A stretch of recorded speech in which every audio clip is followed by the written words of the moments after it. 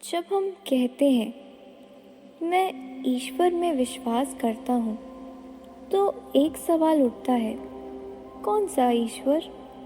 क्या वो ईश्वर जिसके हाथ है, रूप है, जिसे हम पूजा में देखते हैं, या वो ईश्वर जो निराकार है, जो सब कुछ में है, जिसको देखा नहीं जा सकता? स्वामी जी कहते हैं ईश्वर के दो रूप होते हैं, सगुना और निर्गुना, और दोनों सच है।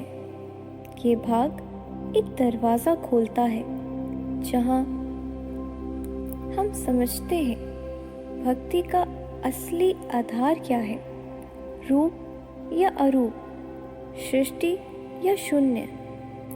ये एक ऐसी यात्रा है जहाँ लॉजिक और लव, फिलॉसफी और फीलिंग दोनों एक हो जाते हैं।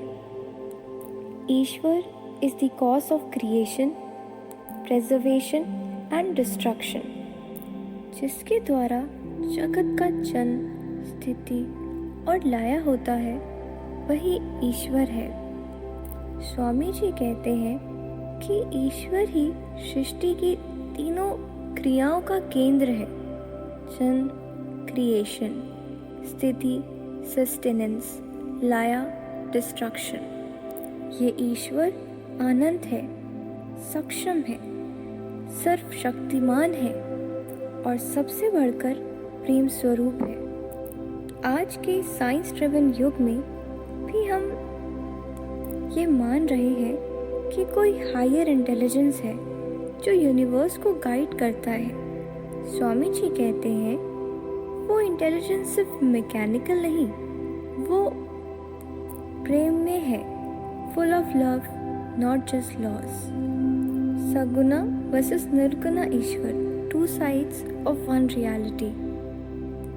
सगुना ईश्वर का मतलब जिससे हम रूप में देख सकते हैं, राम, कृष्ण, देवी एक्सेट्रा, जिसमें गुण होते हैं, दया, करुणा, शक्ति। निर्गुणा ईश्वर का मतलब जिसे रूप में नहीं पकड़ा जा सकता, जो निराकार, निर्दोष, अनंत चैतन्य है। भक्ति में दोनों रूप एक दूसरे से अलग नहीं है।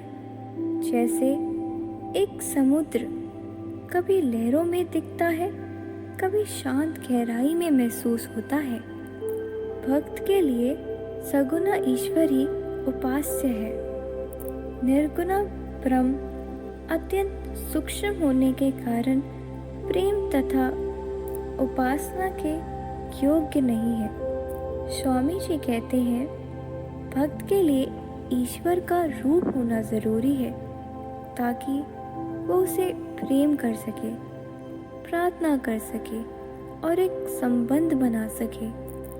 Just like a child relates to a loving parent, वैसे ही एक भक्त ईश्वर को गुरु, माता, पिता या सखा के रूप में महसूस करता है। आज हम डिजिटल डेटा से घिरे जा रहे हैं, लेकिन हमें इंसानी कनेक्शन चाहिए। वैसे ही निर्गुणा एक रियलिटी हो सकता है, लेकिन सगुना एक एक्सपीरियंस बनता है। Vedantic clarity, both forms are real. सगुना और निर्गुणा दोनों एक ही ब्रह्म के रूप है। यहाँ स्वामी जी वेदांत की उस दृष्टि को लेकर आते हैं जहाँ दिखाया जाता है कि निर्गुणा ब्रह्म सत्य है, पर भक्ति के लिए उसी ब्रह्म का सगुना रूप अनुकूल है। भक्ति के रास्ते में रूप से शुरू करके हम रूप से परे तक पहुंच सकते हैं। ये जर्नी है, रूप से आरंभ, निर्गुण में विलय। ईश्वर रूप भी लेते हैं जब हम उन्हें प्रेम से बुलाते हैं। तो आज अपने मन में ये प्रश्न जगाइए, मैं कैसे ईश्वर को महसूस करता हूँ? रूप में या निराकार, प्रेम में या सिर्फ डर से? ये पहला कदम है ईश्वर को जानने का, अपने भाव से, अपने प्रेम से।